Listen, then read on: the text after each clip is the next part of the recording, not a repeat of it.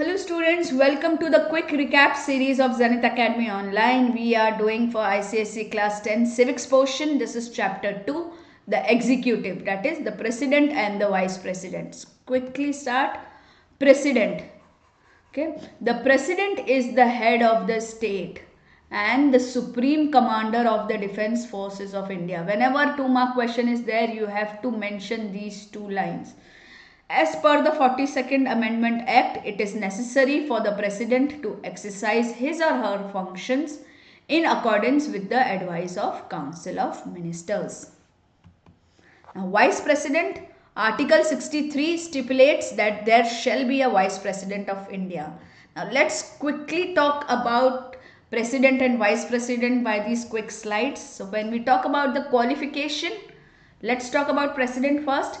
He should be a citizen of India, should be minimum of 35 years of age, qualified for the election as the member of Lok Sabha, should not hold any office of profit under union or state government. So these are the 4 basic qualifications for president. Let's talk about vice president. Again, should be a citizen of India, should be again minimum of 35 years of age, qualified for the election as the member of Rajya Sabha. So this is the two difference. Here it is Lok Sabha, here it is Rajya Sabha. Should not hold any office of profit under union or state government. Other all points are same. Now term of office is also same for president and vice president, which is 5 years. Let's talk about the powers. President has executive powers, legislative powers, financial powers, judicial powers, discretionary powers, emergency powers. Emergency powers are only with president, diplomatic powers and military powers. Now talking about the vice president, he is the ex officio chairman of the Rajya Sabha.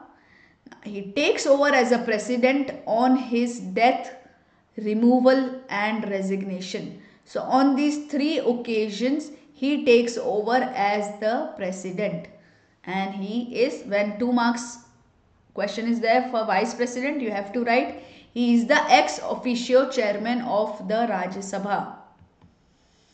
Let's talk about nomination, how president and vice president are nominated. A presidential candidate will have to be proposed by 50 members of electoral college and seconded by another 50 members. Whereas for a vice president, he should be proposed by at least 20 electors, that is at least 20 MPs. Okay, and seconded by another 20 electors. Okay, here what it was, 50 members of electoral college. Here at least 20 members of at least 20 electors and seconded by 20 electors, that is MPs.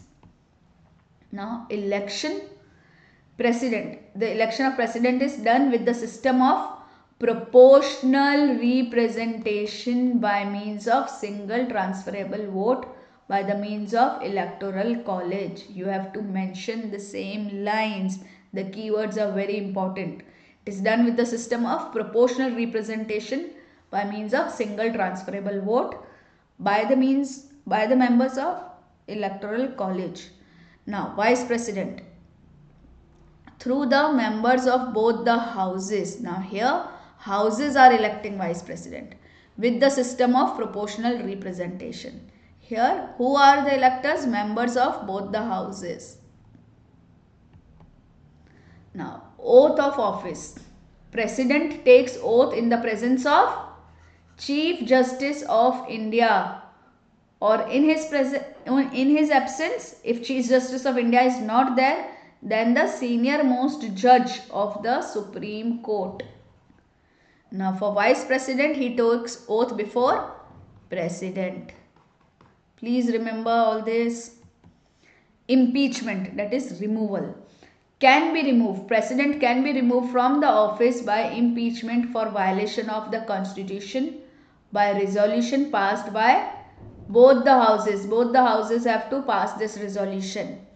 Vice president can be removed from office by impeachment for violation of the constitution. Only this much is mentioned. Now, composition of electoral college. Who are the members of electoral college? Elected members of both the houses of the parliament, that is Lok Sabha and Rajya Sabha. They are the members of electoral college. Elected members of the legislative assemblies of states, including 2 union territories, Delhi and Puducherry. Then election of the president is held in accordance with the system of proportional representation by means of single transferable vote, and the voting at such election is by secret ballot.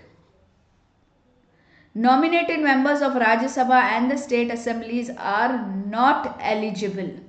They are not eligible. Please remember this. Nominated members are not eligible. So that was all for chapter 2. Please tap on the bell icon so that you receive notifications of chapter 3. So I am doing quick recap of all these chapters for your board exams. So all the best, my dear students.